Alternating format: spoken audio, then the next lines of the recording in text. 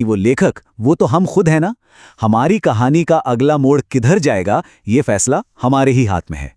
तो इसे ऐसे समझिए, जिंदगी एक सिक्के की तरह है। बिल्कुल, एक तरफ है हंसी और उजाले वाली खुशी, तो पलट कर देखो तो दूसरी तरफ है आंसू और अंधेरे वाला नसीब। और गजल हमें यही तो याद दिला रही है कि हम एक को चुनकर दूसरे से भाग नहीं सकते। ये दोनों ही हमारी कहानी का हिस्सा हैं। तो ठीक है, अगर सुख और दुख दोनों ही साथ चलने वाले हैं तो फिर असली जीत क्या है? हम जीतते कब हैं?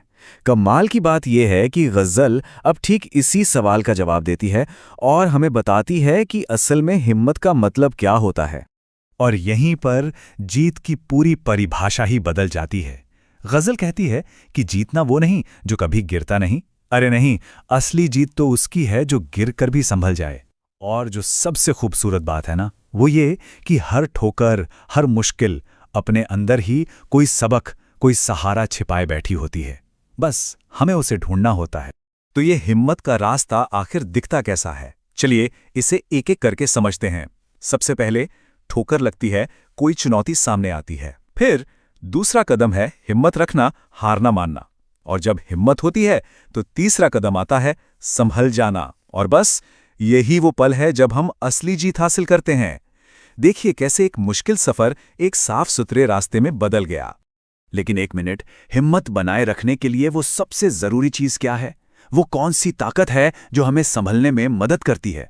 हाँ, वो है उम्मीद। और यही है हमारी गजल का अगला पड़ाव, वो पड़ाव जो सबसे गहरे अंधेरे में रोशनी की बात करता है। अब ये शेर तो मुझे लगता है हम सबके दिल की बात कहता है ना? कि जब रास्ते बहुत मुश्किल हो जाएं तो हिम्मत मत हारना, क्योंकि अंधेरा कभी हमेशा के लिए नहीं टिकता। वो तो बस उजाले तक पहुंचने का एक पड़ाव है, एक हिस्सा है सफर का। बिल्कुल वैसे ही जैसे ये तय है कि हर रात के बाद सुबह होगी ही होगी। तो मतलब संदेश बिल्कुल साफ है। अगर बेहतर नतीजों तक पहुंचना है तो मुश्किलों में डटे रहने के अलावा कोई दूसरा रास्ता है ही नहीं। बिल्कुल उस पेड़ की तरह सोचिए जो तूफानों में खड़ा रहकर अपनी जड़ों को और ज्यादा मजबूत कर लेता है। तो ठीक है, हमने जिंदगी के दोहरेपन को समझा, हिम्मत की बात की, उम्मीद को भी देखा, लेकिन इस पूरे मुश्किल सफर की सबसे बड़ी, सबसे गहरी सीख क्या है? अब गजल हमें अपने आखिरी पड़ाव पर ले जा रही है, जहां सबसे बड़ा राज खुलने वाला है।